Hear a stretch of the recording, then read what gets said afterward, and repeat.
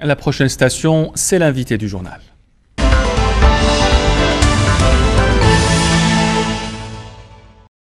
Et nous recevons ce soir sur notre plateau Yasmine Bouchen. Bonsoir. Vous êtes fondatrice des sites Alebeco et Viniculture. Vous êtes aussi consultante en réseaux sociaux. Donc l'Algérie célèbre aujourd'hui la journée mondiale des télécommunications. Mais comme on disait tout à l'heure, les télécommunications, c'est très vague. On ne parle encore jamais en Algérie d'économie numérique. Effectivement, l'économie numérique, c'est un peu plus vaste que les télécommunications parce qu'on englobe les SS2I, les startups, les médias en ligne qui sont créateurs de richesses. Mais je ne crois pas qu'aujourd'hui, on soit dans une optique où on admet que ces acteurs soient des créateurs de richesses. Pour vous, en Algérie, aujourd'hui, on s'intéresse qu'aux télécommunications, qu'aux 3 opérateurs mobiles. On ne s'intéresse pas aux autres opérateurs aussi qui font avancer Internet en Algérie? Je ne pense pas qu'on donne l'importance qu'il faut à ce secteur et qu'on croit à ce secteur, en fait. Parce qu'on le voit comme un service, comme un autre, au lieu de le voir comme un créateur de richesses et comme vraiment un secteur qui peut booster l'Algérie. Si on parlait de recherche et développement, si on parlait de technologie, si on parlait d'innovation, on serait vraiment vers l'avant et au diapason des autres contrées. Comment pourrait-on, selon vous, faire avancer ce domaine en Algérie? Que pourrait-on faire pour faire avancer l'économie numérique en Algérie? Admettre qu'il y a une économie numérique, ou qu'il y aurait une économie numérique, et tendre la main aux porteurs de projets, aux entrepreneurs. Mettre beaucoup moins de bâtons dans les roues des entrepreneurs. Arrêter avec certains vides juridiques. Aller plus loin dans la certification électronique, sachant que nous n'avons toujours pas d'e-paiement ou quasiment pas d'e-paiement, et encore moins d'e-commerce. Aller vers des choses qui créent de la richesse, qui pourraient faire en sorte que l'Algérie soit vraiment en avant et avant-gardiste dans le secteur au niveau de la région. Est-ce qu'il y a aujourd'hui un vide juridique dans le domaine de l'économie numérique en Algérie? Et s'il y en a un, il concerne quoi exactement? Quel domaine? Il y a des vides juridiques. Les médias en ligne n'ont eu une existence légale qu'à travers la dernière loi de l'information. Vous ne pouvez pas être une agence digitale, vous serez obligé d'être une agence de communication.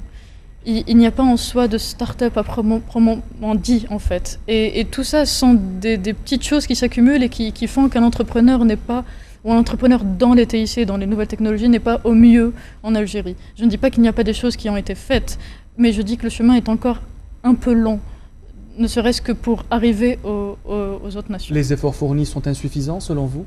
Les efforts fournis seront toujours insuffisants.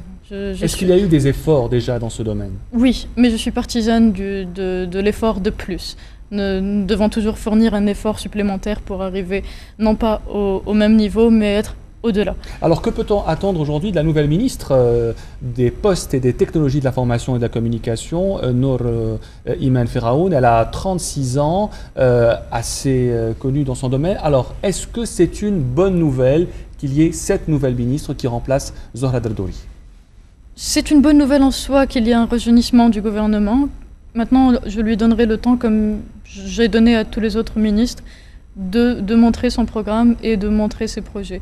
Je ne peux pas la juger après nomination. Donc on verra ce qui sera fait, sachant qu'il y a des dossiers assez urgents au niveau des TIC à travers la certification électronique, par exemple. Quels sont, par exemple, aujourd'hui les dossiers urgents que la nouvelle ministre, que les nouveaux responsables doivent s'en charger? La certification électronique, les médias en ligne et surtout l'ancêtre des TIC, sachant que c'est un projet qui a été lancé un peu avant le départ de Madame Derdouri. Ça serait intéressant de voir en quoi l'ANSEJ des TIC ou même les accords faits entre l'ANSEJ, le CNRC et les incubateurs et Technopole, ce à quoi ça peut donner naissance en soi. Est-ce que les porteurs de projets ont droit à la parole aujourd'hui? On sait que l'incubateur de Sidi Abdallah organise régulièrement des rencontres avec les porteurs de projets. Est-ce que ça aboutit encore aujourd'hui? Ils ont droit à la parole, mais les différentes difficultés croisées sur le chemin fait que plus de 70% des porteurs de projets abandonnent leur projet en cours de chemin et ne vont pas jusqu'à la fin parce que la rentabilité de la chose est très faible. Ce n'est même pas un sprint, c'est un marathon en fait. Quand on est dans les nouvelles technologies, quand on est dans l'économie numérique, c'est impossible de créer une rentabilité directe et immédiate. Il faut vraiment attendre parce que les annonceurs, parce que l'écosystème en lui-même n'est pas prêt. Et ça, beaucoup de porteurs de projets ne peuvent pas forcément le supporter. Et là encore, c'est aussi la vulgarisation qui est obligée. d'être là. On doit vulgariser les choses qui sont faites au public et lui dire qu'il faut aussi investir dans ces petits projets et dans ces niches-là dont on a besoin. Comment expliquer aujourd'hui, Yasmine Bouchen, le retard de l'Algérie en matière de télécom, de TIC, d'Internet, surtout lorsqu'on vient à comparer avec nos voisins directs qui sont très avancés dans le classement africain et mondial? Pour avoir visité les voisins directs et indirects et les avoir visités dans ce cadre-là, dans le cadre des nouvelles technologies, de la formation autour des nouvelles technologies, le retard n'est pas si grand. Mais il faut avoir ces efforts-là, ces efforts supplémentaires et avoir un peu plus d'ouverture. Quand on ne peut pas acheter sur Internet, quand on ne peut pas avoir des services qui sont acquis partout dans le monde, on est en retard. Et c'est ces efforts-là qu'il faut faire et fournir pour être vraiment en avance. Et je ne sens pas vraiment une volonté des responsables d'aller vers ça. Maintenant, j'espère me tromper. J'espère sincèrement me tromper. Une dernière question, vous avez fondé les sites Alobeco, mais aussi Viniculture, et vous venez de vous lancer dans une nouvelle aventure, Bric Brac. C'est quoi Bric Brac, Yasmine Bouchen? C'est un site autour de la cuisine et de la restauration, qui fait 100 mois aujourd'hui d'ailleurs. Et en fait, parce que je trouvais que la nouvelle génération, les 25-34 ans, se passionnait pour tout ce qui était cuisine et restauration, grâce à des émissions autour de ça. Alors c'est quoi? C'est un site de recettes qui nous apprend à faire la cuisine, ou c'est quoi exactement? Vous aurez un peu tout. Vous aurez des recettes assez faciles, parce que tout le monde travaille jusqu'à 18h et qu'on n'a pas forcément l'envie de faire des recettes de 2 heures. Et vous aurez aussi les derniers restaurants, les dernières tendances dans l'Algérie et en Algérie, de façon à soutenir aussi les restaurateurs algériens et à forcer les gens à consommer algérien. D'autres projets à l'avenir?